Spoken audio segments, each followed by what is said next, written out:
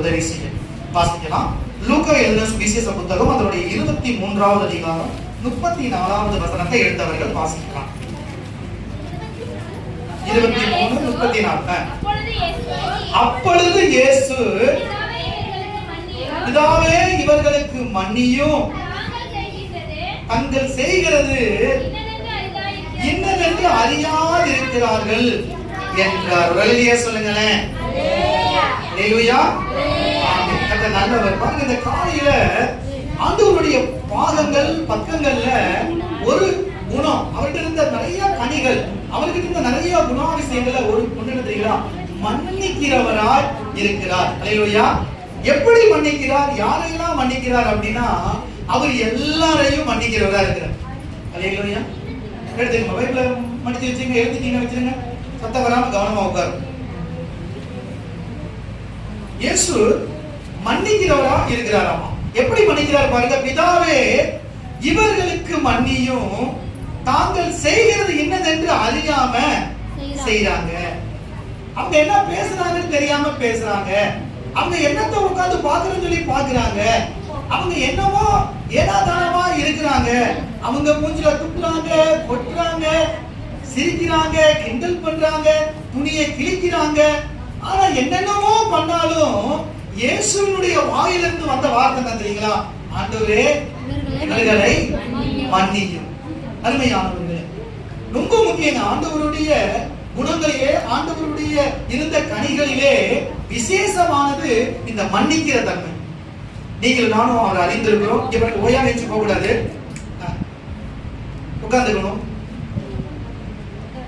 மன்னிக்கிற தன்மை.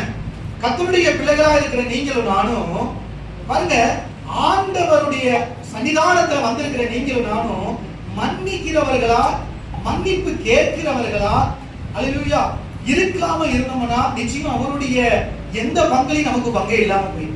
அதனாலதான் அடிச்சு அவமானப்படுத்தி சிலுவையில அவரை தூக்கி தொங்க வைக்கும் போது கூட கீழே வந்து வாசிச்சோம்னா அவருடைய வஸ்திரத்தை துணியை பிடிச்சி பங்கு போட்டுக்கிட்டு இருக்காங்க, கிழிச்சுக்கிட்டு இருக்காங்க. ஆனா அவர் வாயில என்ன சொல்றாரு? பிதாவே, முதல் ஜெபம் பாருங்க, சிலுவையில் பூத்த முதல் பூ, சிலுவையில் பேசுற முதல் வார்த்தை தெரியுங்களா? மத்த எல்லாத்தையும் விட்டுட்டாரு. அவருக்கு வலி இருந்துச்சு, வேதனை இருந்துச்சு, அவரை துன்பப்படுத்திட்டாங்க. இன்னும் எத்தனையோ சம்பவங்கள் பிதாவோடு பேச வேண்டியது இருந்துச்சு. ஆனா அவர் பேசின முதல் வார்த்தை தெரியுங்களா? ஆண்டவரே இவர்கள் செய்கிறது இன்னதென்று அறியாம செய்றாங்க, என்ன செய்யறதுன்னு தெரியாம செய்றாங்க, இவர்களை மன்னிச்சிருங்க. அல்லேலூயா சொல்லுங்களேன். அல்லேலூயா. ஆமென். ரொம்ப முக்கியங்க. இன்னைக்கு தேசத்துல நிறைய பேர் குடிக்க போறாங்க. நம்ம ஜெபிக்கிறோம், இந்த குடிகாரங்களை ஒண்ணுமில்லாம ஆக்கிருங்க. அப்படி ஜெபம் பண்ண முடியாது. ஏசப்பா, உங்களுக்கு தெரியாம, உங்க அருமை தெரியாம, மனைவி மக்கள் பிள்ளைகளை நேசிச்சு வாழணும் தெரியாம குடிவெறி ஆவியில போய் மாத்துறாங்க, இவங்களை மன்னிங்க. அப்படிதான் நம்ம ஜெபிக்கணும். தேசத்துல பயங்கரமான விக்கிரக ஆராதனைகள், நிறைய ஜனங்கள் பாருங்க கர்த்தரை விட்டுட்டு பாருங்க கல்லையும் மண்ணையும் நம்பிட்டு போயிட்டு இருக்காங்க. அவங்களை பார்க்கும்போது அழிச்சிருந்தா ஆண்டவரே சொல்ல முடியாது. ஆண்டவரே இவர்களுடைய கண்களை திறங்க, இவர்களும் உம்மை அறிய செய்யும். ரொம்ப முக்கியங்க. அப்போ ஆண்டவருடைய பிள்ளைகளாக நீங்களும் நானும் மன்னிக்கிறவர்களா இருக்கணும். ரொம்ப முக்கியம், ரொம்ப அவசியம். மன்னிக்க தெரியும். உலகத்துல சொல்றாங்க, மன்னிக்க தெரியற மனுஷன் மன்னிக்கிற பெரிய மனுஷன். அல்லேலூயா. ரொம்ப முக்கியம், ரொம்ப அவசியம் ஆண்டவருடைய பிள்ளைகள். அதனால ஆண்டவர்கிட்ட இருக்குது ஒரு குணாதிசயத்துல அவர் என்ன பண்றாரு? பிதாவே இவர்களுக்கு மன்னி. இவங்க என்ன செய்யறாங்கன்னு தெரியல. ஆண்டவர் பூமிக்கு வந்த நோக்கமே பாவிகளை ரட்சிக்க, அதாவது பாவிகளை மன்னிக்க, பாவிகளை ஏற்றுக்கொள்ளதான் இயேசு பூமிக்கு வந்தாராம்.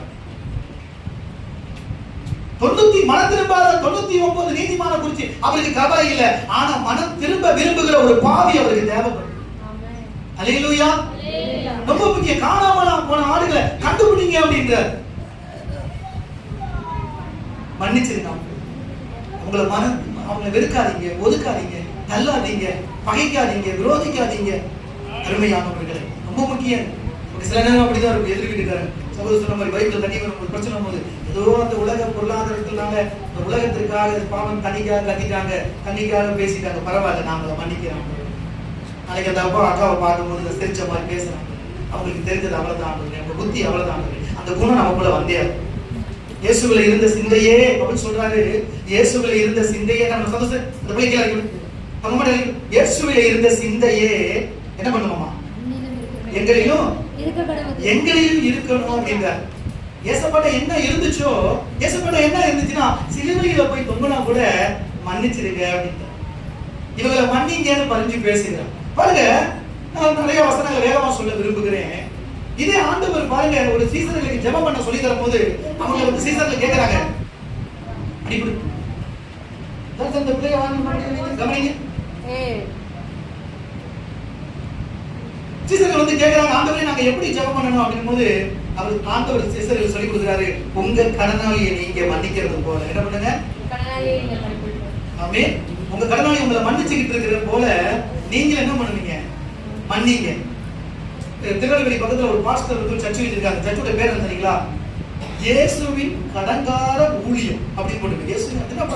இயேசுவின் கடங்கார ஊழியம் போட்டிருக்கீங்க அப்படின்னா இயேசு கிட்ட நான் கடன்பட்டவனா இருக்கிறேன். இயேசுப்பா கிட்ட அவர் எனக்கு அவருக்கு நான் கடன்பட்டவனா இருக்கிறேன். அந்த ஊழியத்துக்கு பேரே இயேசுவின் கடங்கார ஊழியம் அப்படின்னு போட்டிருக்கிறார். ஆமென், அல்லேலூயா.